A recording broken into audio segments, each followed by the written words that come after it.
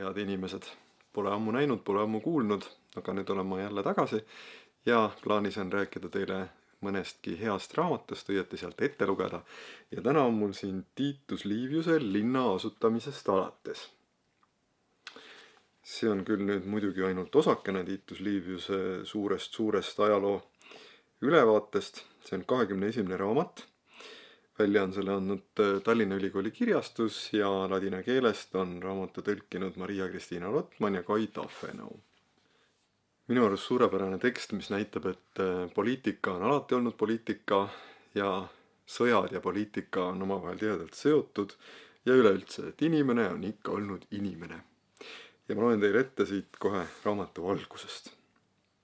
Siinse osa oma tööst võin sisse juhatada sellega, mida mitmed ajalookirjutajad on väitnud tervikteose alguses. Nimelt, et hakkan kirjutama kõige mälestusväärsemast kõikide sõdade seas, mis kunagi peetud. Sõjast, mida kartaagolased Hannibali juhtimisel pidasid Rooma vastu. Sest iialgi pole omavahel sõtta astunud vägevamad riigid ega rahvad, ega ole nende endi jõud ja võim kunagi olnud nii suur. Teineteise sõjakunstki polnud neile võõras, vaid nad olid seda esimeses Puunia sõjas tundma õppinud. Ning sõjaõnn oli nõnda muutlik ja lahingute tulemus sedavõrd kõikuv, et võitjad olid olnud lüüa saamisele lähemal. Samuti võitlesid nad peaaegu et suurema vihkamise kui jõuga. Roomlased olid raevus sellepärast, et võidetud alustasid oma algatusel sõda võitjate vastu. Puunlased aga seetõttu, et uskusid, nagu oleks võidetuid käsutatud ülbelt ja kasuahnelt. Räägitakse ka, et kui Hannibal oli umbes 9-aastane, oli ta oma isa Hamilkarit, kui too pärast Aafrika sõja lõpetamist enne sõjaväega Hispaaniasse minekut parajasti ohvrit tõi, poisikese kombel meelitanud teda sinna kaasa võtma. Ja et isa oli ta siis altari juurde viinud ja lasknud tal ohvrit puudutades tõotuse anda, et ta saab võimalikult pea Rooma rahva vaenlaseks. Uhke vaimuga meest ängistas Sitsiilia ja Sardiinia kaotus. Nii see, et Sitsiilia oli enne aegu lootusetuks peetud olukorra tõttu käest antud, kui ka see, et roomlased olid Sardiinia keset Aafrika rahutusi pettusega ära võtnud ja veel maksugi peale pannud. Neist muremõtteist vaevatuna käitus ta Aafrika sõjas, mis algas kohe pärast hiljutist rahutegemist Roomaga ja kestis 5 aastat ning seejärel 9 aasta jooksul Hispaanias Kartaago võimu laiendades nõnda, et oli ilmne, et ta haudus oma hinges suuremat sõda kui see, mida ta parasjagu pidas. Ja kui ta oleks kauem elanud, oleksid puunlased juba Hamilkari juhtimisel võtnud ette sõjakäigu Itaaliasse, mida nad Hannibali ülemjuhatuse all tegidki. Hamilkari väga parajal ajal saabunud surm ja Hannibali noorus lükkasid sõja edasi. Isa ja poja vahepeal oli umbes 8 aastat sõjaväe eesotsas Hasdrubal.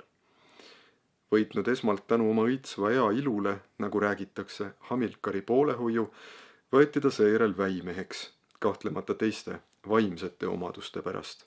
Ja et ta oli väimees, pandi ta väejuhiks parkiidide partei mõjuvõimuga, mis oli sõjameeste ja rahva seas küllaltki suur, ent siiski vastu tähtsate meeste tahtmist. Tema tegutses rohkem nõu kui jõuga ning laiendas Kartaago valdusi pigem väikekuningatega häid suhteid luues ja uusi hõime pealikute sõpruse kaudu enda poole võites kui sõja või relvadega. Ent rahu polnud talle sugugi turvalisem. Keegi raevunud barbar lõi ta avalikult maha, sest Hasdrubal oli lasknud tappa tema isanda. Kui ümberseisjad mehe kinni võtsid, oli too sellise näoga, just nagu ta oleks pääsenud, ja kui teda piinati, näis ta isegi naervat, nagu oleks rõõm valust suurem olnud.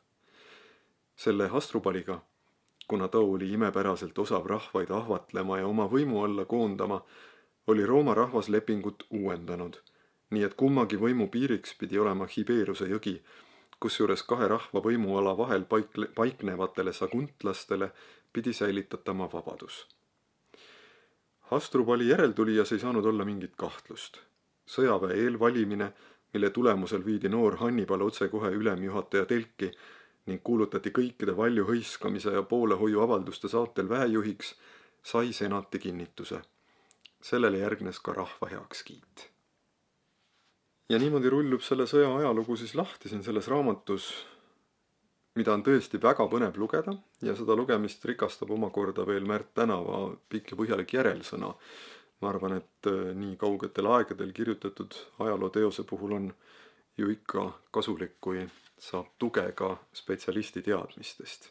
Nii et igatahes soovitan seda lugemist teile soojalt.